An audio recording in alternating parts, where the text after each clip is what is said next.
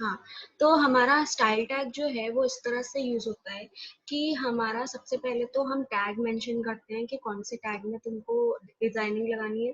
ठीक है, उसके बाद में उसके आते हैं करली ब्रैकेट, मतलब कि कितनी डिजाइनिंग लगानी है वो सारी इस करली ब्रैकेट के अंदर आती है। और फिर हम जो भी लिखना हो वो कलर कॉलन मतलब रिजर्व जो तुम लगाते हो वो, और फिर यहाँ पे कुछ भी दे सकते हो। ठीक है, अब जो इनलाइन होता है जब, तब तो हम यहाँ पे डबल कोट यूज करते हैं, लेकिन जब हम यहाँ पे मेंशन करते हैं तो यहाँ पर डबल कोट नहीं लगाते। अभी यही हमने मिस्टेक की कि यहाँ पे इस तरह से डबल कोट लगा दिए तो कुछ नहीं आया था। ठीक है, और जैसे ये जो है अपन ने हटाए तभी जो है अपना ग्रीन कलर शो होने लगा। ठीक है, तो ये जो तरीका है हेड टैग में देने का, ये तरीका कहलाता है हमारा इनलाइन। इनलाइन मत ओ सॉरी इंटरनल। ठीक है, इंटरनल मतलब एक ही पेज के अंदर होगी सारी स्टाइलिंग, हेड टैग में होगी। ठीक है, इनलाइन का मतलब होता है कि जिस टैग में तुमको डिजाइन करना है उस टैग में होगी। ठीक है, अब मैं यहाँ पे तुमको एक चीज बताती हूँ। क्या है कि अगर मैं यहाँ पे कोई पी टैग लगाऊं, ठीक है,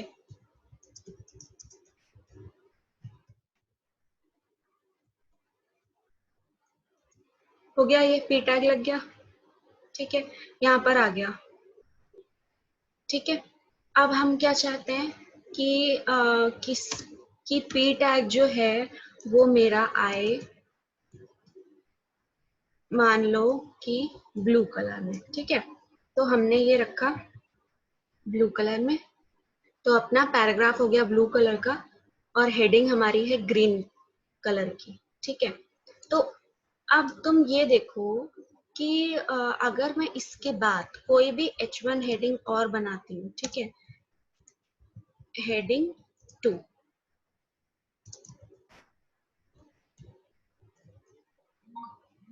ठीक है, तो भी तुम देखोगे कि हर हेडिंग जितनी भी आती जाएगी मेरी हेडिंग, वो सारी हेडिंग जो होंगी वो ग्रीन कलर की होंगी। क्यों होंगी वो ग्रीन कलर की? क्योंकि यहाँ पे तुमने हर हेडिंग के लिए जितने भी H1 है तुम्हारी बॉडी में, ये जो हमारी HTML की बॉडी है इसमें जितने भी अब तुम H1 लगाओगे सबके लिए तुमने कॉमनली कलर ग्रीन करा है। ठीक है, तो अब तुम्हारे पेज में जितनी भी हेडिंग होंगी वो सारी हेडिंग ग्रीन कलर की होंगी। ठीक है, इसी तरह से अगर तुम आगे कोई भी पैराग्राफ बनाते हो और, ठीक है, तो जो भी तुम्हारा पैराग्राफ होगा, पैराग्राफ नंबर 2 मान लो करा तुमने, तो पैराग्राफ नंबर 2 भी तुम्हारा ब्लू शेड में आएगा। क्यों आएगा? क्योंकि हमारा जो है हर पैराग्राफ के लिए, हर पी के लिए जो है हमने कलर ब्लू रखा। ठीक है, समझ रहे हो? अभी मैं ब्लू से तो इसको ग्रीन कर देती हूँ क्योंकि हम ग्रीन हेडिंग कर रहे हैं। तो एक तो ये चीज होती है। ठीक है, अब मान लो कि ये चीज हम यहाँ से हटा देते हैं एक बार। ये इस इससे पहले मैं एक चीज बताती हूँ कि इंटरनल जो ये स्टाइलिंग करी है हमने, इसका यही फायदा होता है कि तुम्हारे पेज में जनरली हम यही करते हैं कि सारे हेडिंग्स का हम चाहते हैं कि सेम ही कलर हो, सारे टेक्स्ट का सेम ही कलर हो। भाई एक ही पेज में कोई रेड कलर का चल रहा है, कोई ग्रीन, तो इतने ज्यादा कलर्स हम यूज नहीं करते वेब पेज में। ठीक है, एक दो ही कलर्स के साथ में काम करते हैं कि हेडिंग्स का सेम कलर रहता है, टेक्स्ट का सेम कलर रहता है। तो तुमको हर हेडिंग का अलग कलर, वो हर हेडिंग का सेम कलर चाहिए। ठीक है, तो हर हेडिंग के साथ में तुम स्टाइल लिखो, मतलब इनलाइन वाली वो स्टाइल टैग लगाओ, तो उसमें कितनी मेहनत हो जाएगी, है ना? मान लो कि एक पेज में तुम्हारी 15 से 20 हेडिंग्स आ रही है। ठीक है, 15 से 20 हेडिंग में हर हेडिंग में तुमको अगर स्टाइल लिखना पड़ेगा तो कितना ज्यादा हार्ड वर्क हो जाएगा। ठीक है, तो इनलाइन जो CSS है, इनलाइन जो स्टाइलिंग है, वो यही काम आती है कि हेड में जाके तुमने एक बार में लिख दिया कि जितनी भी हेडिंग है H1 सबका कलर ग्रीन। ठीक है, जितने भी पैराग्राफ हैं सबका कलर ब्लू। अब तुमको बस अपना मेन जो टेक्स्ट है बस वो लिखते जाना है जैसे मैं यहाँ लिख रही हूँ। इसके अलावा और तुमको कुछ नहीं करना, कोई कलर वलर अलग से जोड़ने की जरूरत नहीं है। जो तुम यहाँ चेंजेस करोगे वो पूरे पेज में चेंजेस आ जाएंगे। देखो यहाँ पर अगर मैं इसमें पिंक कर दिया तो देखो पेज की जितनी भी हेडिंग्स होंगी वो सारी पिंक हो जाएंगी। ठीक है, मैंने मान लो इसको रेड कर दिया तो पेज की जितनी हेडिंग्स है रेड हो जाएंगी। पैराग्राफ को अगर मैंने कर दिया आपने यहाँ पे येलो करके देखते हैं। ठीक है, तो दोनों पैराग्राफ्स जो हैं वो येलो हो गए। कहने का मतलब है कि इनलाइन जो होता है स्टाइल टैग, वो किसी एक टैग के साथ उसी टैग के अंदर जुड़ता है जो कि सिर्फ उसी टैग की प्रॉपर्टी को चेंज करता है। मतलब अगर मैं किसी एक H1 के अंदर जाके स्टाइल टैग लगाऊं, जैसे थोड़ी देर पहले हमने देखा था, तो केवल उसी हेडिंग का कलर चेंज होगा। ठीक है, लेकिन अगर मैं स्टाइल में जाके H1 इस तरह से लिख के और फिर उसका कलर चेंज करूं तो पेज में जितनी भी H1 होंगी उन सबका कलर चेंज हो जाएगा। ठीक है, तो ये तो डिफरेंस हुआ इनलाइन और इंटरनल का। ठीक है, अब जो नेक्स्ट हमारा जो तरीका होता है, देखो अभी थोड़ी देर पहले हमने डिस्कस किया था कि स्टाइलिंग करने के मतलब डिजाइनिंग करने के जो पेज के हैं वो तीन तरीके होते हैं, इनलाइन, इंटरनल एंड एक्सटर्नल। ठीक है, inline we have discussed, internal we have discussed, दोनों में डिफरेंस शो कर दिया हमने। ठीक है, कि इनलाइन कब यूज होता है, इंटरनल कब यूज होता है, दोनों के क्या फायदे हैं क्या नुकसान। अब आते हैं हम कि एक्सटर्नल जो है हमारा वो किस तरह से यूज होता है और उसका क्या फायदा है। ठीक है, तो एक्सटर्नल का मैंने तुम्हें बताया था कि एक्सटर्नल मतलब फाइल कहीं पर किसी एक फाइल में हमने सारी स्टाइलिंग कर ली है हर पेज के अकॉर्डिंग। ठीक है, और वो सारी फाइल जो है उसका कुछ नाम दिया है, उसको हम बस अपने पेज में बुला रहे हैं, कॉल कर रहे हैं, अटैच कर रहे हैं। ठीक है, तो ऐसी जो फाइल होती है जिसमें हमने सिर्फ CSS रखी होती है, जिसमें हमने सिर्फ डिजाइनिंग रखी होती है, ऐसी फाइल्स का नाम जो नाम नहीं एक्सटेंशन जो होता है वो डॉट CSS करके रखते हैं।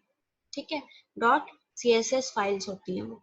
ठीक है, जैसे यहाँ पे देखो कि स्टाइल्स डॉट CSS, जनरली इसका नाम स्टाइल ही रखते हैं हम, वो इसलिए क्योंकि बहुत ही आसानी से सबको पता चलता है कि हाँ ठीक है ये स्टाइल शीट ही होगी, स्टाइल डॉट CSS। ठीक है, तो इसमें क्या होता है हमारा कि हम किसी फाइल में अपना सारा डिजाइनिंग रखते हैं। ठीक है, जैसे कि मान लो तुमको यहाँ पे एग्जांपल दिखाया गया है कि कोई एक स्टाइल डॉट CSS इन्होंने फाइल बनाई। फाइल कैसे बनाई, सिंपल नोटपैड में। ठीक है, उसका नाम बस सेव कर दिया स्टाइल डॉट CSS नाम से। ठीक है, टेक्स्ट फाइल बनाई है नॉर्मल, उस टेक्स्ट फाइल में कोई हेड टैग कोई बॉडी टैग कुछ नहीं आता, सीधे सिंपल तुमको स्टाइलिंग स्टार्ट कर देनी होती है, मतलब डिजाइनिंग के जो जो भी लिखना है वो स्टार्ट कर देना होता है। ठीक है, तो सबसे पहले अगर तुम चाहते हो कि तुम्हारी बॉडी में मान लो बैकग्राउंड कलर ब्लू कलर का है, वो दे दिया। फिर हमारे हेडिंग का कलर ब्लू हो गया, पैराग्राफ का कलर रेड दे दिया। इन्होंने ये तीन तरह की स्टाइलिंग इसमें करी है। ठीक है, अब इसको यूज कैसे करते हैं। ठीक है, सिंपल नॉर्मल इन्होंने एक हेडिंग बनाई है, एक पैराग्राफ बनाया है, और इसको जो स्टाइल्स डॉट CSS थी उसको केवल अपने इस पेज में लिंक किया है। ठीक है, सिर्फ जोड़ा है मतलब। ठीक है, जोड़ने से ही इस तरह से एक लिंक का स्टेटमेंट लिखने से ही वो स्टाइल शीट जो है अपने पेज के साथ जुड़ जाती है, और उसमें जितने भी कलर्स, हेडिंग्स के कलर्स या कुछ भी मार्जिन्स या फिर हाइट विड्थ के चेंजेस, कुछ भी जो भी उसमें होता है वो हमारे पेज पे अप्लाई हो लग जाता है। ठीक है, तो इसको करते कैसे हैं, एक हेड टैग में एक लिंक टैग यूज होता है। ठीक है, उसमें हम ये बताते हैं कि हमारी जो है किस तरह की फाइल है जिसको हम यहाँ पे लिंक कर रहे हैं, जोड़ रहे हैं। ठीक है, तो यहाँ पे लिखते हैं स्टाइल शीट। ठीक है, क्योंकि हमारी स्टाइल शीट है। और फिर हम देते हैं href मतलब हाइपर लिंक, जो हम यहाँ पे मतलब जो भी हमारा रेफरेंस है, लिंक जो है उसका पूरा एड्रेस क्या है। ठीक है, तो यहाँ पर जो है अगर तुम्हारी CSS फाइल इस फोल्डर में नहीं है, जिस फोल्डर में तुम अपना HTML का वेब पेज बना रहे हो, वहीं पे अगर तुम्हारी style.css नहीं है, तो तुमको पूरा पाथ देना पड़ेगा। देखो कि सी के इस फोल्डर में ये फाइल रखी हुई है, ठीक है। अगर तुम्हारा वेब पेज जिस पेज में बना रहे हो, जिस फोल्डर में है, वहीं पे तुम्हारा style.css भी है, तो तुम नॉर्मल यहाँ पे इस नाम से करके ऐसे दे सकते हो, ये तुम्हारी लिंक हो जाएगी, ठीक है। देखो उस स्टाइल शीट में क्या था अपना, बैकग्राउंड कलर था ब्लू, हेडिंग का कलर ब्लू और पैराग्राफ का कलर रेड, ठीक है। तो यहाँ पे बैकग्राउंड कलर ब्लू का एक शेड है, पाउडर ब्लू, हेडिंग का कलर ब्लू और पैराग्राफ का कलर रेड, ठीक है। अटैच हो गई शीट मतलब ढंग से, ठीक है। तो एक्सटर्नल शीट का अब तुमको तीनों में डिफरेंस बताते हैं एक बार और, मतलब क्लियर कर देते हैं तीनों में डिफरेंस। स्टाइल शीट जो है 3 तरह से लगती है हमारी, ठीक है। Inline, internal, external. इनलाइन का ये फायदा है कि अगर किसी एक दो टैग में ही तुमको कुछ चेंजेस करने हैं डिजाइन में, तो तुम केवल उसी टैग के अंदर स्टाइल के साथ लगाओ वो चेंजेस, और तुमको सिर्फ उसी टैग में चेंजेस शो होंगे, बाकी पूरे पेज में कहीं वो चेंजेस तुमको नहीं दिखेंगे, ठीक है। नेक्स्ट आता है हमारा इंटरनल, ठीक है। मान लो तुमको पेज की सारी हेडिंग्स, सारा जितना पैराग्राफ है या कुछ भी है, उनमें सेम तरह के चेंजेस लाने हैं। सारी हेडिंग्स में, सारे पैराग्राफ्स में, सारे एलिमेंट्स में एक ही तरह के चेंजेस लाने हैं तुमको, कुछ यूनिक नहीं चाहिए। तो तुम हर टैग में वही चीज लगाते जाओ, उससे हार्ड वर्क ज्यादा हो जाएगा, इसलिए हम हेड टैग में एक बार में लिख देते हैं, ठीक है। जितने भी हमारे चेंजेस होते हैं, स्टाइल्स लगाने होते हैं, वो सारे हेड टैग में लिख देते हैं, उसको हम कहते हैं इनलाइन। तीसरा तरीका होता है एक्सटर्नल, जिसमें क्या होता है कि एक वेबसाइट में बहुत सारे, कई हंड्रेड्स ऑफ पेजेस हो सकते हैं HTML के, ठीक है। तो उसमें क्या होता है कि सारे पेजेस में एक ही तरह की स्टाइलिंग लगनी है, एक ही तरह की हेडिंग होगी, एक ही कलर के पैराग्राफ होंगे, इस टाइप से, ठीक है। तो तब हम क्या करते हैं कि उस टाइम पे एक फाइल बना लेते हैं स्टाइल नाम की, और उसको सिर्फ इस तरह से लिंक कर देते हैं हमारे हर वेब पेज से। मतलब सिर्फ एक ये लाइन अब तुमको पेज के शुरुआत में हेड टैग में लिखनी है, बाकी कुछ नहीं करना। इजी है, ठीक है। तो जब तुमको सिर्फ एक टैग में कुछ डिजाइन करना हो, तो इनलाइन स्टाइलिंग करो। जब तुमको एक पेज में एक जैसी स्टाइलिंग करनी हो, तो तुम इंटरनल स्टाइलिंग करो। जब तुमको बहुत सारे वेब पेजेस में एक ही तरह की स्टाइलिंग करनी हो, तो तुम एक अलग से स्टाइल बना लो, style.css, और फिर उसको हर पेज में जोड़ दो, ये एक्सटर्नल स्टाइलिंग होगी, ठीक है। तो इन चीजों को अब एक बार जो है, तुम लोग को मैंने नोट्स दिए हुए हैं, उनमें से या ऑनलाइन कहीं से भी ट्यूटोरियल जो है HTML का, एक बार ये पढ़ लेना, दोबारा रिवाइज करना, उससे तुम लोग को और क्लियर हो जाएगा कि स्टाइलिंग कैसे यूज करते हैं। हमने एक दो ही एग्जाम्पल्स करे हैं, तुम लोग 10 और एग्जाम्पल करोगे तब जाके ये चीज क्लियर होगी, ठीक है।